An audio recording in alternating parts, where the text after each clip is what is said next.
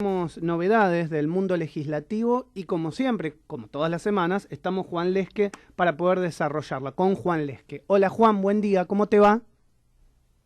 Día Maxi Augusto y a toda la gente que nos está escuchando. Bien, bien, nos va bien, ¿no? Un poco desorientados con todo esto que estamos viviendo, ¿no? Recién acabo de leer algo que escribió Alejandro Fargosi y realmente parece que no aprendemos, ¿no? No lo hago propio de él, porque esto está saliendo de todos los ángulos, de todos lados, lo que cada uno dice, lo que cada uno piensa. Pero realmente está escribiendo, ¿no? Que el gobierno nos está llevando a un sovietismo, ¿no? A Cuba, porque bueno, más desocupación, menos educación, menos empleo, bueno, y obviamente entendemos lo que quiere decir, pero es como que cada vez nos profundizamos más en la grieta y no salimos. ¿Qué está pasando en el Congreso? ¿Así la grieta, tan al rojo vivo? Te escuchaba Maxi en tu editorial donde habías planteado que se sienten los 24 gobernadores en una mesa y yo justo había preparado ciertos temas legislativos que como les venía planteando en un año electoral, encima, en plena pandemia, se hace todavía mucho más complicado tratar de hacer un seguimiento de los trabajos que se vienen haciendo en el Congreso. Pero justamente uno de los temas que les venía a traer a la mesa de debate, así como les conté, y esta semana el presidente promulgó la ley de alivio fiscal para 1.2 millones de trabajadores pasivos y activos Sí. con la reducción del impuesto a la ganancia, se está debatiendo ahora esa misma ley, digamos, pero para las empresas, porque el otro día decíamos, bueno, se da ese alivio fiscal a los trabajadores, ¿y cómo va a ser el Estado para seguir? Porque este problema va a estar todo el año, digamos, lo que tiene que ver con las partidas presupuestarias y qué se destinó o no a la emergencia del COVID. Y justamente cuando te escuchaba en la editorial, digo, bueno, Maxi tal vez querrá un consenso fiscal, porque justamente el consenso fiscal 2020, que se firmó el 4 de diciembre del 2020, juntó a los 24 gobernadores, de los cuales 21 firmaron ese consenso fiscal 2020 que viene a colación por esto del impuesto a la ganancia de las empresas, porque le da como cierto aire, en un sentido, a las provincias, y ese arreglo es el que va a permitir poder empezar a debatir lo que tiene que ver las reducciones de los mínimos no imponibles y las alícuotas que van a tener que pagar las empresas. Entonces, es posible, Maxi, lo que vos planteás. O sea, así como pudieron firmar un consenso fiscal, recordar el consenso fiscal 2017 de Macri, que también fue todo un acontecimiento ¿Y qué se de firmó? poder sentar a todos los... Claro, digamos, en ese momento se había firmado, digamos, ciertos parámetros para poder trabajar con las provincias. Lo que viene a hacer el consenso fiscal 2020 es a frenar eso que se había hecho en 2017 por el tema de la pandemia. Entonces, sí, bueno, los juicios al Estado de parte de las provincias por deudas de coparticipación y demás quedan frenados. O sea, no le vas a poder hacer un juicio desde una provincia al Estado, por ejemplo. Y las alícuotas que el Estado, te voy a leer bien digamos, los montos para que tengamos un mapa más preciso. Digamos, las empresas que tienen ganancias imponibles de hasta 5 millones de pesos Sí. van a pagar una alícuota del 25%. Ganancias entre 5 millones y 20 millones de pesos, obviamente, pagarán el 30%, y las ganancias superiores a los 20 millones de pesos pagarán el 35%. ¿Qué estima Guzmán y Marcó del Pony, obviamente el presidente, con esta idea? Es que se pueda reducir el impuesto a la ganancia para el 90% de las empresas de la Argentina, en su mayoría pymes. Calculemos, para que la gente tenga una noción, en Argentina hay entre 500.000 pymes, se aproxima el número, y solo el 10% restante va a pagar una alícuota más alta que la que pagó hasta hoy. Entonces, eso es lo que se va a empezar a debatir en el Congreso esta semana, que ya se está debatiendo desde el lunes, que hubo una reunión informativa en la Comisión de Presupuesto. Entonces, Entendemos que, sí. digamos, este proyecto va a salir, o al menos la oposición no se va a oponer justamente a reducirle la carga fiscal a las pymes. Sí, digamos, esto va a salir, pero lo que voy es cómo, pensando y conectando con lo que vos Sí, sí. planteabas, tu pensamiento de la editorial, cómo podemos arreglar tan fácil ciertas cosas y tan difícilmente otras, que tal vez no tienen arreglo. Porque, de hecho, también establece este nuevo proyecto de ley la transferencia de los servicios, competencias y funciones de la nación a las provincias, no a través de la coparticipación, sino a través de partidas presupuestarias. las famosas ATN que se le llamaba, que son las transferencias del Tesoro Nacional. Todo eso, si se aprueba, sería por todo el 2021.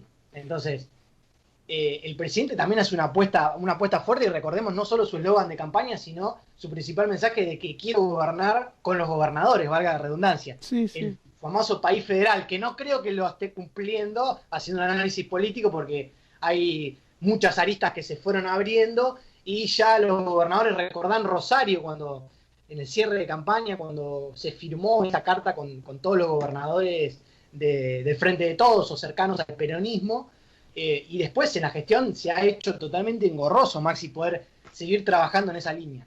Sí, estoy viendo en los canales de televisión, ¿no? Por un lado, a pantallas partidas, una docente que dice que estamos en una situación gravísima y que hay que suspender las clases presenciales, y del otro lado, en Olivos, los padres y niños todos juntos haciendo un abrazo al colegio para que reabran las clases.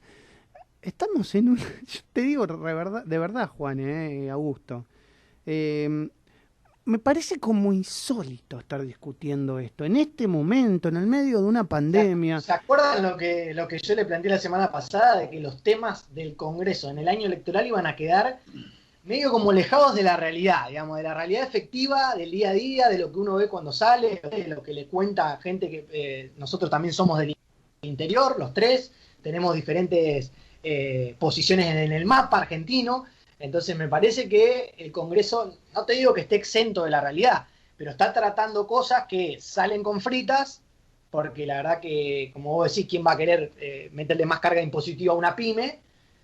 Pero que la verdad son una parte de lo que en verdad hay que solucionar. No, y qué importante lo que decís, Juan, también me parece, por el hecho de mencionar esto de los tres somos del interior, y sabemos que quizás estas cuestiones, este clases gate, si se le puede llamar así, en el interior no repercute tanto. Es decir, a ver, en Entre Ríos, por lo menos en Concordia y por lo que sé en los distintos distritos de Entre Ríos, las clases siguen como estaban hasta antes del anuncio presidencial, y la gente sí está, a ver, no sé cómo será en sus ciudades, pero digo, la gente sí está preocupada por lo que pueda pasar a futuro, ¿no? Que se vuelva a cerrar, que vuelvan a cerrar los determinados comercios que no sean considerados esenciales y demás. Sí está esa preocupación, pero todo el tema de las clases, todo el tema de este ida y vuelta político y demás, yo creo que al interior es más lo que cansa que lo que realmente lo involucra en campaña electoral o en la política de este año. Uh-huh. No sé cómo lo ven ustedes, al menos. Lo hemos debatido muchas veces. Yo recuerdo en 2019, cuando hablábamos de la producción del contenido de las noticias que salen por los principales medios televisivos de la Argentina. No, digo televisivo porque justo Maxi cita el ejemplo que está viendo en la pantalla y se está hablando de eso.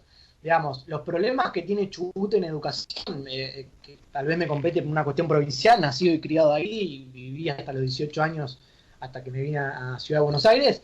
Digamos, hay problemas más graves de fondo en la educación de Chubut de hace 3 años calendario, que la verdad que son ínfimos al lado de lo que está pasando de 15 días de un decreto de que no haya clases presenciales luego de un año que no hubo. Entonces en Chubut no se completa el calendario escolar hace 3 años.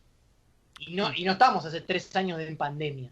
Entonces, me parece que la producción de contenido de los medios de comunicación, que pasa mucho en esta nueva región que nos amigamos con el AMBA, que más allá que no existe como tal, sino como algo epidemiológico que el presidente plantea, deja secundario a todos los otros temas que se puedan estar hablando. Y sobre todo en el Congreso, como planteaba Max. Uh-huh. Hablando de lo lejos que están digamos los problemas de los políticos, de los problemas de la gente. Esto es una noticia que se dio a conocer hoy, que obviamente por todo lo que conocemos la hablamos poco, ¿no? Porque pasa de largo a veces. Y el gobierno decidió abrir un consulado de la Argentina, otro gasto más, en una de las playas paradisíacas más conocidas del mundo. A través del decreto 257 del 21, el gobierno, que se acaba de publicar hoy miércoles en el boletín oficial, el gobierno ha decidido abrir un consulado en Playa del Carmen. El presidente Alberto Fernández derogó una norma del 2015 que establecía la apertura de una sede diplomática más en México, en Monterrey y a cambio dispuso que todo ese dinero que iba a ir para las instalaciones de ese consulado en México vaya a parar a Playa del Carmen. ¿Quién se anota para ser cónsul en Playa del Carmen? Maxi, me está llegando información acá al celular. Sería en un all inclusive que se abriría el consulado, aparentemente. No está todavía decidido cuál, pero sería en un all inclusive. Con unos mojitos. Maxi me está tirando varios centros hoy desde la editorial. Mira, justo les iba a contar que el presidente también envió al Senado el pedido de nombramiento de Losardo. ¿Se acuerdan de Marcela Losardo? Sí. La ex ministra de Justicia. Pues parece que fue en otro momento de nuestras vidas que Marcela Losardo fue hasta hace muy poco ministra de Justicia. Bueno, el Ejecutivo envió al Senado el pedido de nombramiento de Marcela Losardo para la UNESCO. Recuerden que estaba Pino Solanas, que falleció hace unos meses y quedó vacante ese espacio. Entonces, ahí seguramente se apruebe para que Losardo vaya a la sede de la UNESCO, digamos, donde estaba Pino Solanas, que es una oficina en París. Así que la sacaron del Ministerio de Justicia por todo lo que ya sabemos y hemos hablado acá. Y seguramente se apruebe el pliego para que se vaya a la UNESCO. Entonces, así como decimos que está alejado de la realidad del Congreso, ingresan algunas cosas que podemos ir relacionando. O sea, Losardo se va a París. Lleva un tiempo, pero ya se envió el pedido oficial de nombramiento de la misma. No creo que haya inconvenientes en que la nombren para que le salga y se vaya a la UNESCO. El que es embajador argentino en México es Carlos Tomada, ex legislador de la Ciudad de Buenos Aires, ex ministro de Trabajo, y parece que ya pidió que muden la embajada a Tulum. Dijo, no quiero estar en el centro de México, me quiero ir a Tulum, dijo. Maxi, más allá de lo que es repetitivo lo de la lejanía tal vez de la realidad, pero hay cosas que me parece que serían interesantes plantear muy cortitas. Que tienen que ver con diferentes sectores productivos de la Argentina, que son los que más se vieron golpeados en el 2020. Tal vez a fines de año hubo cierta reactivación, como plantea el ministro de Desarrollo Productivo, de Producción Culfas, pero la verdad es que está todo bastante con freno de mano. Y en el Congreso se empiezan a hablar, el 14 de mayo vence la prórroga de la ley de biocombustibles, recordemos la producción de bioetanol, extraído de la caña de azúcar y el maíz, y del biodiesel, extraído de la soja. Esos aumentos repercuten en el aumento de la nafta en la estación de servicio. Recordemos todo lo que aumentó luego de ese descongelamiento a partir de octubre del 2020, también tiene que ver en la cadena productiva hasta llegar al precio de la pizarra a la estación de servicio, tienen que ver estos impuestos que se van moviendo. Entonces, la oposición plantea la prórroga de la ley de biocombustibles. También salió a declarar Schiaretti, que es gobernador de Córdoba, y donde también hay gran producción de esa commodity, ya por decirlo así. Y tal vez el proyecto que tiene el oficialismo es ver si se puede realizar una nueva ley. O sea, no prorrogar la que está desde el 2007, sino poder plantear una nueva ley, también para meterse en esto. Yo veo una línea también bajada desde, no solo de Culfas, también tiene que ver con la Secretaría de Energía, que ahora está abajo del Ministerio de Economía. Recuerden, Martínez, que era diputado, pasó a ser el secretario de Energía, y Guzmán tiene cierta y mucha injerencia en ese tema. Entonces, se busca alguna manera de controlar los precios. O sea, la nafta ya en algunas provincias, el litro de súper está a 100 pesos. Entonces, y no se ve una señal de que va a bajar o que se va a mantener mínimamente 3 meses. No le estoy diciendo que se mantenga de manera semestral. Algunos, digamos, referentes en estos temas del oficialismo dicen que los precios internacionales están teniendo que ver en la cadena de lo que a nosotros nos impacta a la hora de llenar el tanque. Y recuerden que llenar el tanque significa aumento de la tarifa de transporte público, que también va despacito descongelándose, y todo esto deriva en el impacto de la inflación. Entonces, tiene que ver, digamos, está muy relacionado, cosas, por más que sean muy finitas, que están pasando en el Congreso, pero que se le está buscando una vuelta de tuerca, porque el sector productivo está sufriendo mucho. Totalmente. Y otro punto para otro sector de la Argentina es la ley ovina, que también se frena la prórroga de la ley ovina, y ciertos diputados, sobre todo también del sector Patagonia, lo que tiene que ver con Río Negro, Chubut, Santa Cruz, Tierra del Fuego, plantean llevar el fondo, que se encuentra el Fondo para la Recuperación de la Ganadería Ovina, que se llama el FRAO, llevarlo de 80 millones de pesos, que quedó en 2011, tengan noción de cuánto se devaluó nuestra moneda de 2011 a hoy, 10 años, 80 millones de pesos, pasarlo a 1.000 millones de pesos. Bien. O sea, elevar ese fondo, que también es un sector productivo de la Argentina muy importante. Perfecto. Bueno, Juan, la verdad que completísimo, como siempre. Te mando un abrazo grande, nos reencontraremos la semana que viene para seguir todos estos temas legislativos, que no son menores porque después tienen un impacto directo en la vida de los argentinos. Un abrazo. Saludos, Maxi, Augusto, abrazos. Un abrazo. Bueno, hablábamos en la columna de hoy con Juan Lesque de los temas legislativos que tenés que saber a lo largo de la semana. Cada mañana, Maxi Lequi y su equipo analizan la información más importante del día. El arranque. Todo lo que hay que saber.